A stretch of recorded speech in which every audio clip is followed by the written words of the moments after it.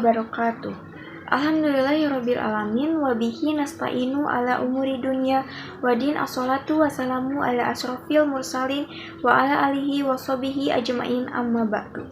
Segala puji bagi Allah Subhanahu wa taala yang telah memberikan kita nikmat iman, Islam serta kesehatan. Sholawat serta salam semoga senantiasa tercurahkan kepada junjungan kita Nabi Muhammad SAW, keluarga, sahabat, dan seluruh pengikut beliau hingga akhir zaman. Perkenalkan, nama saya Citra Dewi Purnama, kelas 12 AKL 2. Pada kesempatan ini, saya akan menyampaikan khutbah singkat dengan tema senantiasa mengingat Allah sebagai bagian dari tugas ujian praktek. Kita semua menyadari bahwa hidup di dunia penuh dengan berbagai cobaan dan tantangan.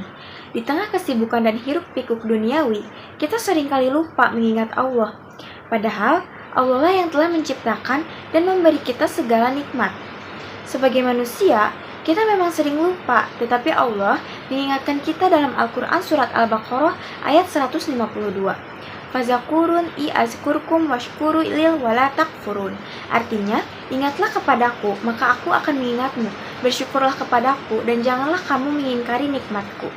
Ayat ini adalah seruan bagi kita untuk selalu ingat kepada Allah Subhanahu wa taala. Mengingat Allah adalah salah satu bentuk ketakwaan yang akan mengantarkan kita pada kebahagiaan dunia dan akhirat. Apapun keadaan kita, baik dalam kebahagiaan maupun kesedihan, mari kita jadikan Allah sebagai tempat kita bersandar.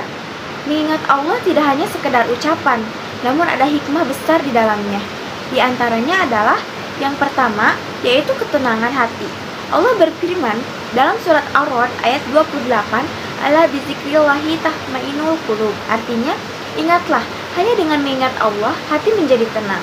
Ketika kita merasa resah atau gelisah, zikir kepada Allah bisa menjadi obat yang menenangkan jiwa. Zikir bukan hanya sekadar ibadah, tetapi juga sebagai cara untuk mencari ketenangan di tengah kesibukan dunia. Yang kedua yaitu penghapus dosa. Dalam sebuah hadis, Rasulullah SAW bersabda, "Barang siapa yang selalu berzikir, maka akan diampuni dosa-dosanya." Artinya, dengan zikir kita dapat menghapus dosa-dosa kita yang mungkin tidak kita sadari. Allah adalah Maha Pengampun. Dia senantiasa menerima bertaubat dan zikir kita sebagai bentuk permohonan ampunan.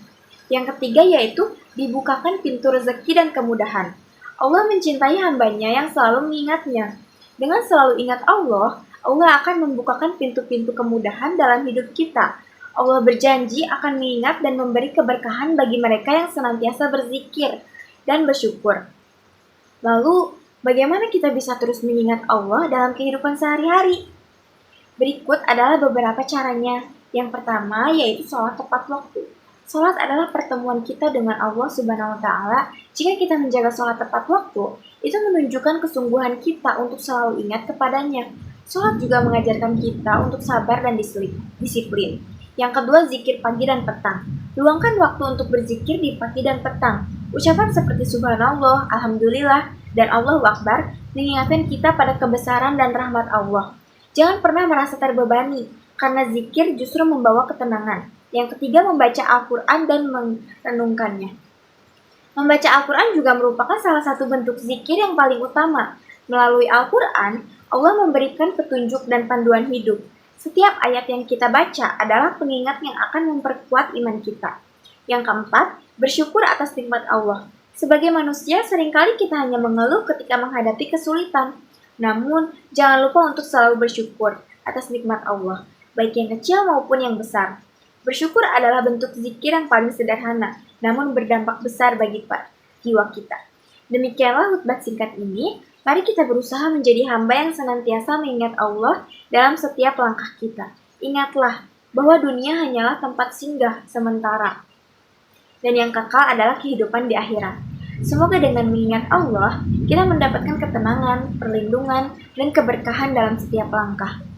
Akhir kata, semoga Allah Subhanahu wa taala senantiasa menuntun kita dalam jalannya dan menjadikan kita hamba-hamba yang bertakwa. Amin ya rabbal alamin. Wassalamualaikum warahmatullahi wabarakatuh.